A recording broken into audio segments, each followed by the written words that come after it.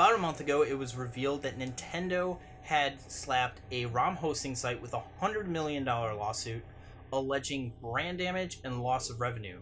And just recently, emuparadise had announced that it's shutting its doors after 18 years because it simply can't defend itself against the lawsuit.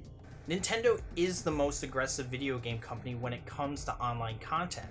Fan projects get nuked before they even get off the ground, and YouTubers have to fight numerous copyright claims for using Nintendo clips that are considered fair use. And that got me to think of my own emulator usage. I used to be a huge advocate of emulation back in the late 90s and early aughts. I even bought an original Xbox for the sole purpose of modding and putting emulators on it. And I even bought a mini PC to put in the shell of a Nintendo Entertainment System. Eventually I started collecting the games that I had emulated so that I could have a physical copy, so that I can actually own it. And also it was kind of like moving from digital music to vinyl. It just played better on the original system. Now I've built a collection of over 800 physical titles, but there are still some that I want to add to my list, and they're getting pretty expensive. Little Samson is #1 on my list, and that's $1,000 loose. And sure, I could buy a flash card that works in the original NES, I could mod my NES Classic, or I could buy a Raspberry Pi, or I can buy a reproduction cart to put on my shelf, but that's another video altogether.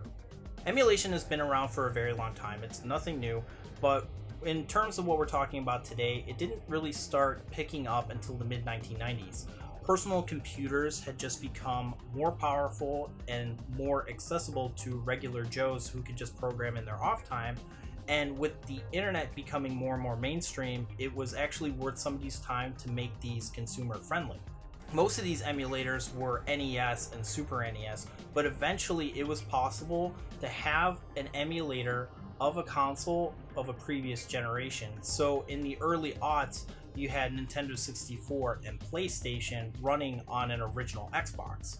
So emulators don't run without ROMs, and ROMs are the games. In traditional NES cards, they're a chip that contains all of the data, and that data is downloaded onto a PC and then loaded onto an emulator. And older systems like the NES and Super NES had ROMs that were incredibly easy to distribute because they were as small as 25 kilobits. And you see, back in my day, the internet was very slow, so it took about an hour to download a 100 megabyte video that was like 360p or something like that. So a 25 kilobit file would download in about a minute and a half on a good day. So there's debate on whether or not downloading ROMs is legal, and it's not. Downloading ROMs is legal, but there's a loophole, right? You can download a copy of a game that you already own. Well, no, actually you can't. You need, in order to qualify for the whole backup copy, you need to make the backup copy yourself. Which means for a cartridge like Super Mario Bros. 3, I need to gather the necessary hardware, hook it up to my PC, dump the ROM, and then use it for my own personal use. I can't share it with anybody, and I definitely can't download a copy of Super Mario Bros. 3 from somebody else. That's what's illegal about it. So I hear a lot of people using that justification that, you know, it's about backing up my collection, or it's about preserving these games. And I really think that's the majority of people just using that excuse to justify downloading these ROMs and then playing them for their own personal use. I mean, seriously, do you only have ROMs of games that you own? Come on now, be honest. I mean, I have a full NES set, a full Super Nintendo set, and a full MAME set. And those are definitely games that I don't own are on that list. It's like that marijuana legalization argument from 15 to 20 years ago. You had people using it recreationally, saying that we should legalize it because it works so well for grandma's glaucoma. And how many 17 to 25-year-olds do you know with glaucoma? Just say that you're using it for fun. ROMs of old games from defunct studios, in my opinion, are the perfect justification for emulation in general.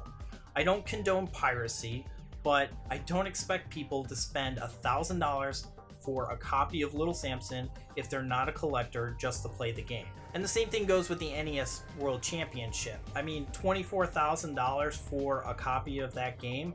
I mean, a lot of that price is based off of the history of it.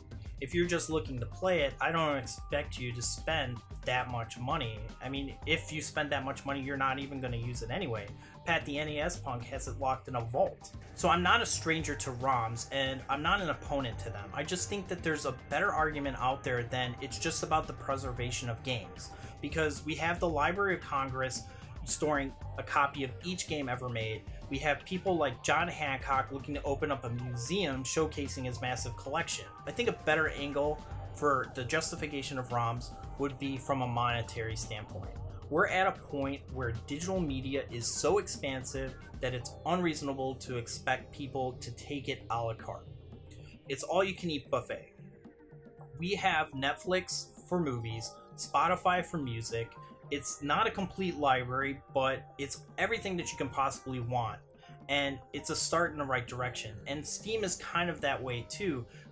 Before Steam, there was pirates everywhere. And then Steam made it a lot easier for people to actually purchase the games that they want. So yeah, developers aren't getting $50 for Soul Reaver or Legacy of Kain.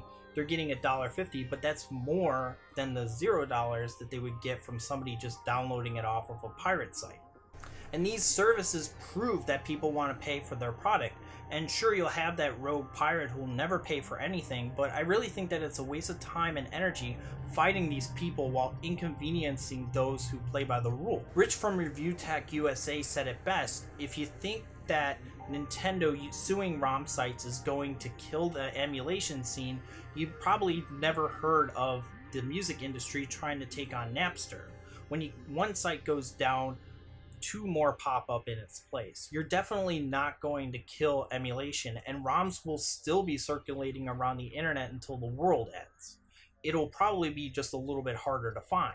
In fact, Nintendo making the news about killing these ROM sites probably got a lot of casual people more interested to find them themselves, or they can just buy a hacked NES on Craigslist or eBay. If Nintendo really wants to kill the emulation scene, they need to make it a lot easier to obtain our favorite games and keep them.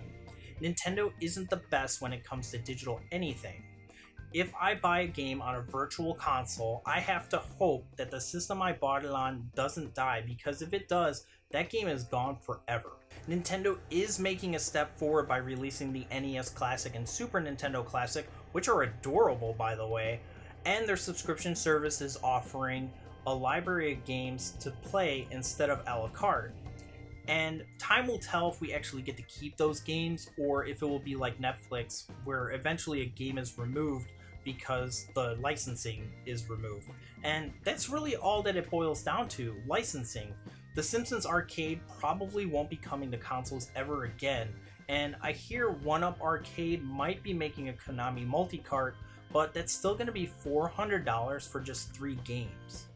I mean, who knows? I really like The Simpsons, but not enough to shell out that kind of dough, and I don't even have the space for it.